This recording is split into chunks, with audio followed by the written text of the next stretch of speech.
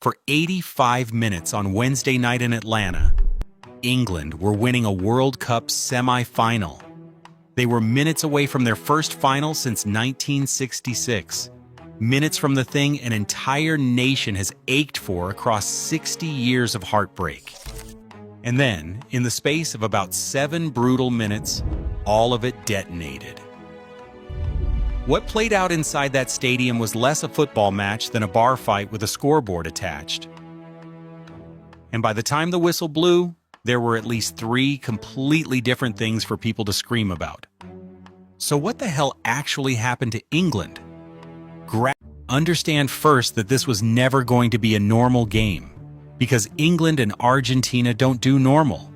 This is one of the deepest, nastiest rivalries in the entire sport, soaked in decades of bad blood and shadowed by the Falklands, the rivalry of Maradona's hand of God and Beckham's red card.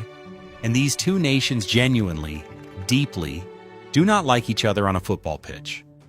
So when that history collided with the searing Atlanta atmosphere, giggling, provoking, doing every bit of the dark arts they've perfected over generations. In the 3rd minute, Enzo Fernandez caught the back of Elliot Anderson's head with an elbow going into a challenge. No card. Argentina hunted England's midfielders all over the pitch. And here's the detail that tells you everything about how the referee handled it.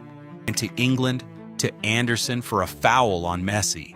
Referee Ismail El Fath kept his cards firmly in his pocket, while Argentina turned a World Cup semi-final into a street brawl, and the watching world absolutely lost it. Social media filled up in real time with English fans raging that Argentina were getting away with murder, that the officiating was blatantly one-sided, that there was no point even having a referee. It was wild. It was thrilling. It was genuinely fun to watch, in a horrifying sort of way. But it was also, unmistakably, a referee losing control of a powder keg. And you know exactly why that set off alarm bells, because this was the referee. This was Ismail El Fath, the American official FIFA handed this game to, the man under whom Lionel Messi had never lost a match, the appointment that had half the planet screaming rigged before a ball was even kicked. So when that same referee let Argentina bully the game and booked England first, every single suspicion people carried into the stadium felt, in the moment, confirmed. And it wasn't just angry fans. A former head of England's referees, Keith Hackett, reviewed it and said El Fath failed to stamp his authority on this game, pointing specifically at that unpunished Enzo challenge, and noting the referee's known reluctance to show yellow cards. The cruel irony? Enzo Fernandez, the man who by rights should have been booked and reined in early, went on to score the goal that changed everything. So let's take it seriously for a second, because this is where I have to be straight with you. Was this proof of a fix? No. Honestly, no. What we watched wasn't a referee cunningly engineering an Argentina win. It was a weak referee getting swallowed alive by a chaotic, hate-fueled game he was never strict enough to control. He was lenient in both directions across 19 first-half fouls, and that first card against England was, in fairness, a real foul on Messi. There's no smoking gun here. But, and this matters, the genuine scandal isn't El Fath backers off and throwing defenders on. He took off Anthony Gordon, the man who had just scored, and brought on a center back in Ezri Konsa. Then came Dan Burn, then Nico O'Reilly. He shifted England into a back 5, told them to sit on the lead and defend their own box, and in doing so, he drained every last drop of counter-attacking pace out of the team and left Harry Kane completely stranded up front. England, 5 minutes from a World Cup final, simply stopped playing football. And the numbers are genuinely damning. In the 37 minutes between Gordon's goal and the moment it all fell apart, England had 12% of the ball. 12. They managed 3 shots after taking the lead, and nothing whatsoever after the 78th minute. You cannot invite the best attacking side you faced all tournament with Lionel Messi prowling the pitch to lay siege to your penalty area for half an hour and expect to walk away unscathed. It was plainly tactical suicide.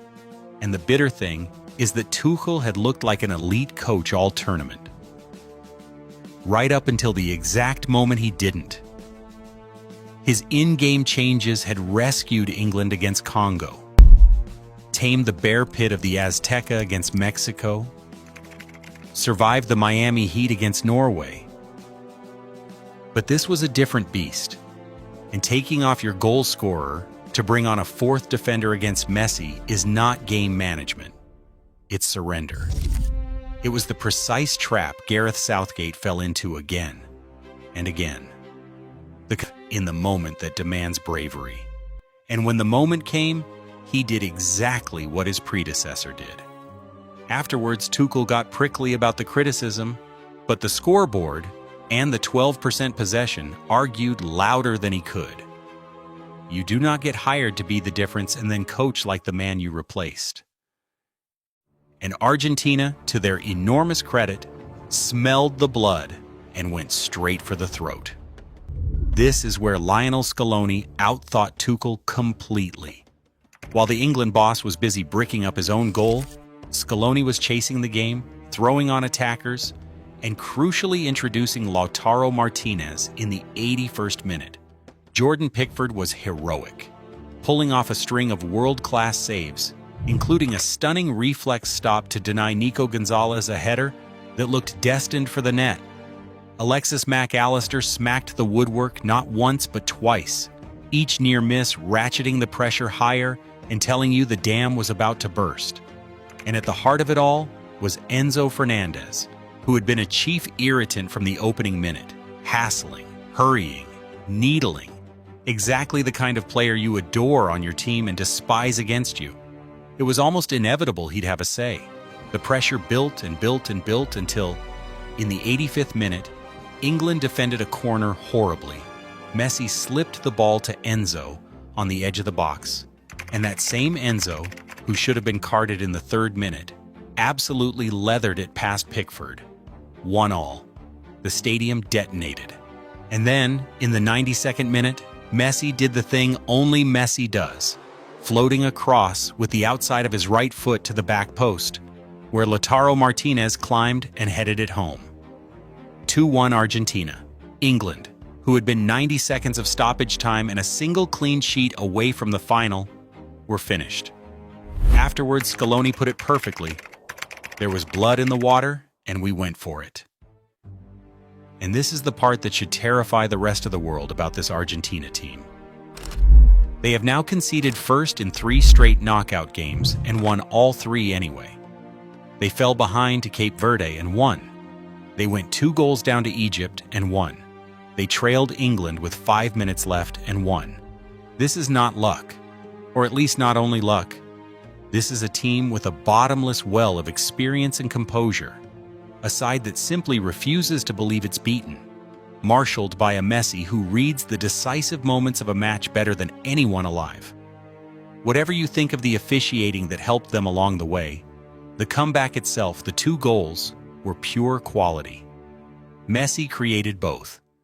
You cannot pin those on a referee. Threaded through the whole furious spectacle was the personal edge, and it gave the internet its defining image of the night, which ended with Messi staring Bellingham down and giving a small, dismissive little nod that promptly broke social media in half. Afterwards, Bellingham played it down, explaining it was a row over a foul, that Messi had complained about a challenge and that Bellingham had told him, "You're strong enough to take it." And to his real credit, gutted as he clearly was, Bellingham refused to be bitter about it, calling it a privilege to have shared a pitch with Messi. 2 eras of greatness colliding, and the older one walked off toward yet another final. But here's the part England fans really don't want to hear, and it's the part that makes this more than just a FIFA story or a referee story. This was England being England. Look at the pattern, because it's merciless. In the entire 21st century, only twice has a team scored first in a World Cup semi-final and gone on to lose the match. Both of those teams were England. Was hired precisely to shatter that glass ceiling, and instead he walked his team straight into it. Outcoached at the decisive moment by a Scaloni now standing one win away from becoming only the second manager in history to lift 2 World Cups. Even Tuchel admitted the collapse for what it was, conceding his team didn't find any duels anymore. That's the truth of it. England didn't lose this because of a referee. They lost it because when the biggest moment of a generation arrived, they shrank into their shell exactly as they always seem to. And there's a fatigue element nobody in the England camp can hide. England had nothing left in the tank. No legs to press, no legs to counter. But make no mistake, tiredness explains only so much. The deeper problem is the one that has haunted England for decades. An inability to control a big game through midfield, and a mentality that tightens up the instant a trophy comes into view. Andrea Pirlo did it to them in 2014. Luka Modric did it in 2018. Spain did it at the last Euros. And now Messi and Enzo have done it in Atlanta. Different faces, same story, over and over again. So here is where all of this leaves us. And it's uncomfortable no matter which angle you look from. Gifted Argentina the momentum on a silver platter. And Argentina had the quality, the composure, and the sheer ice-cold nerve to punish it through the genius of Lionel Messi and nothing else. The suspicious version of this story says FIFA scripted the ending. The likelier version says FIFA set a shaky, flammable stage. England lost their nerve and collapsed on it. And Argentina were simply the better, braver team when everything was on